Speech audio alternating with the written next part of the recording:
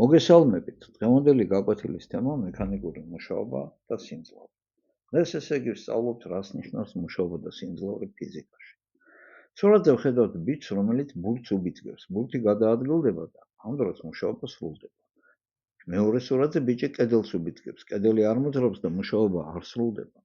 ესე იგი მუშაობა სრულდება მაშინ, როცა ძალას სხეულს გადაადგილებს. თუ გადაადგილება არ არის, მუშაობა ნულია. მუშაობა 120 აღნიშნება და ძალის ნამრავლია მანძილზე. ახლა სიმძლავრე ნახოთ რა არის. სიმძლავრე გვიჩვენებს რა სისწრაფით სრულდება მუშაობა. სურათზე ვხედავთ ბიჭს, რომელიც ჩანთას მაღლა წერს. ორივე შემთხვევაში მუშაობა არის ერთი და იგივე, იმიტომ ერთ და იმავე სიმაღლეზე წერს ერთ და იგივე ჩანთას. პირველ შემთხვევაში ამას ნელა აკეთებს, მეორე შემთხვევაში სწრაფად. პირველ შემთხვევაში სიმძლავრე ნაკლებია, ხოლო მეორე შემთხვევაში მეტი. ესე იგი ერთი და იგივე მუშაობა შეიძლება შესრულდეს მცირე ან დიდი სიმძლავრით. ეს დამოკიდებულია მუშაობის შესრულების დროზე.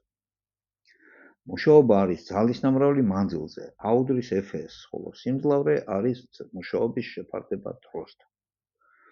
მუშაობის შესრულების სისწრაფე. გამოიწერე არხი და ისწავლე ფიზიკა მარტივად.